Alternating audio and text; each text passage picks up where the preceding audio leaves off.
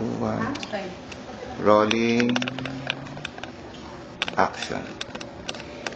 Kung nalalaman niyo po, we are under USMG, which is, ano to, ma'am? Treaty of Paris yan. 1935. So, at tayo po ay naman sa ilalim pa rin sa military occupation ng Amerika. Yun ang alam natin. Pero, lahat po yan ay de facto, non-employed. Actually, nilago po yan sa atin ng Presidente Marcos.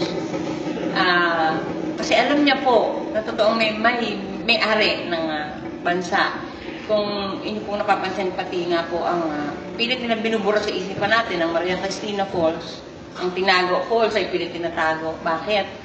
Kasi dyan po ang lugar kung saan isinilang ang totoong may-ari ng Pilipinas. At hindi pa po nangyayari yan, nakasulat na sa Treaty of Paris na siya natin ipapakita ngayon at kung sino ang naghahawa o nagmamayari ng treaty na ito ay siya ang kikilalanin ng buong mundo. Ayan po ay walang iba kundi si Our Majesty Salvacion Espiritu Santo Legazpi. Ayan po si Ma'am. Nagkakilala po kami sa internet. Kami po ay naghahanap ng totoo dahil taon na po ang ginugol ko sa pag-aaral ng mga bagay na ito at sabi nga, by the Spirit, you shall know. So, pinapanood lang niya kami. Ang daming away na pinagdaanan. Pero, nung nakilala ko si Ma'am, sabi ko, ito na nga. So, kung ating papansahin, ang pinakamalaking kalaban po ng sangkatauhan ay ang ego. Kaya nga po, puro lalaki ang sinabi kong babanggain niya dito. Pero, sabi ko, hindi sila pwedeng manalo kasi we are backed up by the Holy Spirit, the Holy Scriptures, and the documents, the proper documents, which are the treaties, the Treaty of Versailles, the Treaty of Paris, and the Federal Constitution, kung saan yan po ang foundation ng ating bansa. Ma'am, paano po napunta sa inyo ang mga dokumento? Matik ito, everything is under divine providence. The divine providence, it cannot, we don't have the right to somehow, hindi natin darating lang siya ng darating. Kasi all of us is actually guided by the Holy Spirit. Now, it is by the Holy Spirit, it is by God the Father, who actually, siya ang nagpadala lahat nito. Kasi panahon na, nalalabas ang katotohanan. Pero bago itong mga bagay na ito dumating, I really was working blindly. I don't know what's going on, but I know the path that I was called, and this is a journey. And lahat ng sulok ng Pilipinas, dinaan ko ang mga hindi napuntahan ng mga tao, ako napuntahan ko. Kung kailan ako naging diplomat, saka pa naman ako napunta sa lahat ng sulok dito sa Pilipinas. At nakikita ko lahat ang mga buhay ng mga tao na nandun sa malayo, parang malayo sa sibilisasyon, pero actually malapit pa rin. Sila yung mas malapit? Sila malapit, pero ang totoo, nawala sila kasi wala silang boses eh. So, kasi wala silang boses, kaya ang gusto ng Diyos, yung mga naaapi, dapat kasi ipantay na ang lahat. So, ang pagbalik ko sa Pilipinas ay actually sugo eh. Ang pag-alis ko rin sa Pilipinas ay sugo din yun.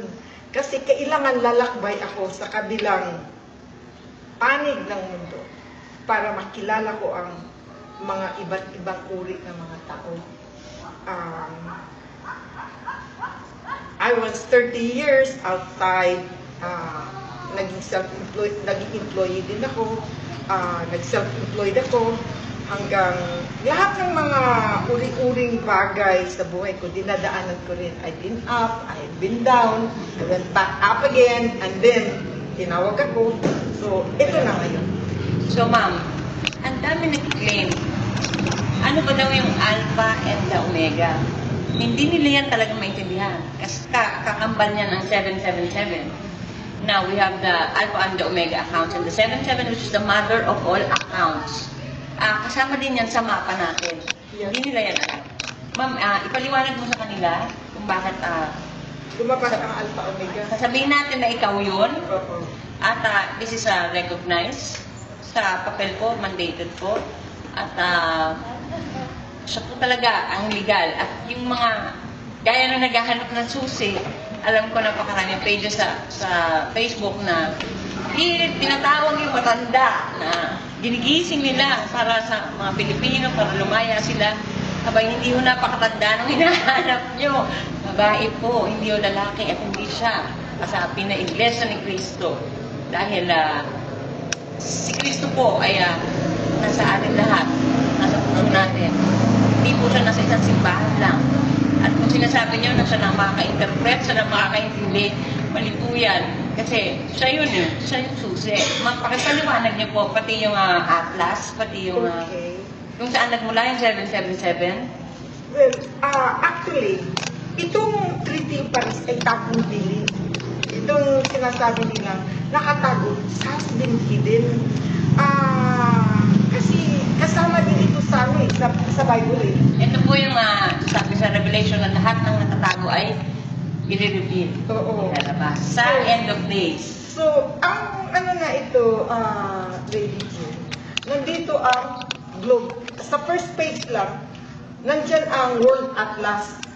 So, ang buong mapa ng buong mundo, sa first page lang, nandyan na. Pero, ang ano kasi, dito sa huli, dahil may agreement na ang Pilipinas, lalabas ang may karapatan sa lupa sa Pilipinas. Kaya ang Pilipinas din, nandito din ang